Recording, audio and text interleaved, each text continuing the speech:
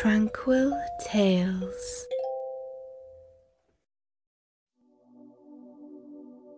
Rapunzel by the Brothers Grimm.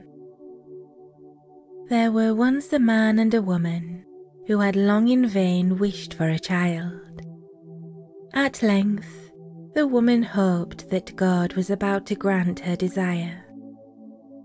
These people had a little window at the back of their house, from which a splendid garden could be seen, which was full of the most beautiful flowers and herbs. It was, however, surrounded by a high wall, and no one dared to go into it, because it belonged to an enchantress, who had great power and was dreaded by all the world. One day, the woman was standing by this window, and looking down into the garden, when she saw a bed which was planted with the most beautiful rampion, which is also named Rapunzel. And it looked so fresh and green that she longed for it. She quite pined away and began to look pale and miserable. Then her husband was alarmed and asked, "What ails you, dear wife?" "Ah," she replied, "if I can't eat some of the rampion which is in the garden behind our house, I shall die." The man who loved her thought, "Sooner than let your wife die, bring her some of the rampion yourself, let it cost what it will." At twilight, he clambered down over the wall into the garden of the enchantress, hastily clutched a handful of rampion, and took it to his wife. She at once made herself a salad of it, and ate it greedily. It tasted so good to her, so very good, that the next day she longed for it 3 times as much as before. If he was to have any rest, her husband must once more descend into the garden. In the gloom of evening, therefore, he let himself down again. But when he had clambered down the wall, he was terribly afraid, for he saw the enchantress standing before him. "How can you dare," she said with an angry look, "descend into my garden and steal my rampion like a thief? You shall suffer for it." "Ah," answered he, "let mercy take the place of justice. I only made up my mind to do it out of necessity. My wife saw your rampion from the window and felt such a longing for it that she would have died if she had not got some to eat."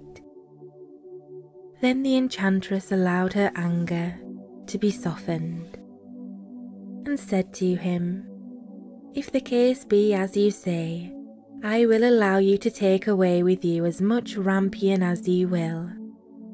Only I make one condition. You must give me the child which your wife will bring into the world. It shall be well treated, and I will care for it like a mother." The man, in his terror, consented to everything, and when the woman was brought to bed, the enchantress appeared at once, gave the child the name of Rapunzel, and took it away with her. Rapunzel grew into the most beautiful child under the sun. When she was 12 years old, the enchantress shut her into a tower, which lay in a forest, and had neither stairs nor door. But quite at the top was a little window. When the enchantress wanted to go in, she placed herself beneath it and cried, "Rapunzel, Rapunzel, let down your hair to me." Rapunzel had magnificent long hair, fine as spun gold, and when she heard the voice of the enchantress, she unfastened her braided tresses, wound them round one of the hooks of the window above, and then the hair fell 20 ells down, and the enchantress climbed up by it. After a year or two, it came to pass that the king's son rode through the forest and passed by the tower. Then he heard a song which was so charming that he stood still and listened. This was Rapunzel, who in her solitude passed her time in letting her sweet voice resound. The king's son wanted to climb up to her and looked for the door in the tower, but none was to be found. He rode home, but the singing had so deeply touched his heart that every day he went out into the forest and listened to it. Once, when he was thus standing behind a tree, he saw that an enchantress came there, and he heard how she cried, "Rapunzel, Rapunzel, let down your hair to me." Then Rapunzel let down the braids of her hair, and the enchantress climbed up to her. "If that is the ladder by which one mounts, I too will try my fortune," said he. And the next day, when it began to grow dark, he went to the tower and cried, "Rapunzel, Rapunzel, let down your hair to me." Immediately the hair fell down, and the king's son climbed up. At first Rapunzel was terribly frightened when a man, such as her eyes had never yet beheld, came to her. But the king's son began to talk to her quite like a friend, and told her that his heart had been so stirred that it had let him have no rest, and he had been forced to see her. Then Rapunzel lost her fear, and when he asked her if she would take him for her husband, and she saw that he was young and handsome, she thought, "He will love me more than old Dame Gothel does." And she said yes, and laid her hand in his. She said, "I will willingly go away with you, but I do not know how to get down. Bring with you a skein of silk every time that you come, and I will weave a ladder with it. And when that is ready, I will descend, and you will take me on your horse." They agreed that until that time he should come to her every evening, for the old woman came by day. The enchantress remarked nothing of this, until once Rapunzel said to her, "Tell me, Dame Gothel, how it happens that you are so much heavier for me to draw up than the young king's son. He is with me in a moment." "Ah, you wicked child," cried the enchantress. "What do I hear you say? I thought I had separated you from all the world, and yet you have deceived me."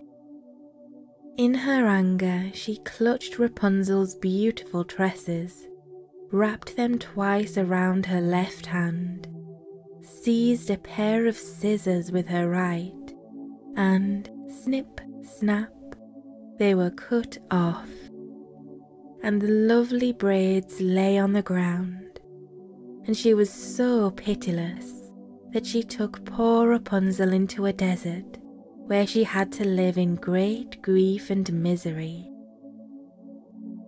On the same day that she cast out Rapunzel, however, the enchantress fastened the braids of hair which she had cut off to the hook in the window, and when the king's son came and cried, "Rapunzel, Rapunzel, let down your hair to me," she let the hair down.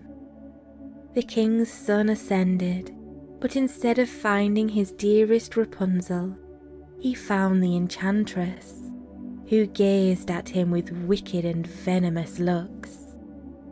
"Aha!" she cried mockingly.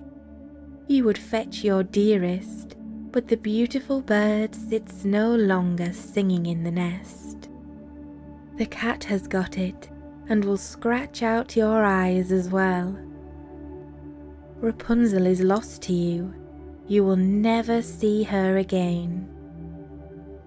The king's son was beside himself with pain, and in his despair he leapt down from the tower. He escaped with his life, but the thorns into which he fell pierced his eyes.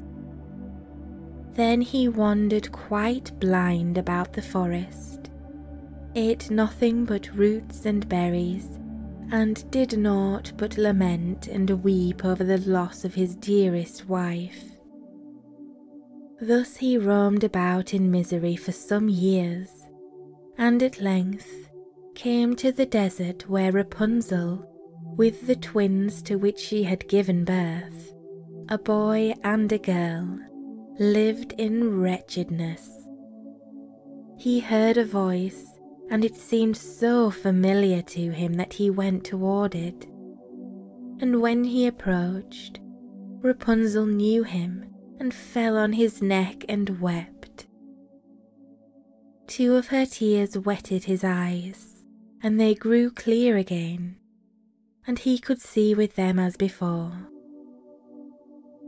He led her to his kingdom, where he was joyfully received, and they lived for a long time afterwards, happy and contented. The end. Thank you so much for watching. Good night, sleepyhead. Sweet dreams.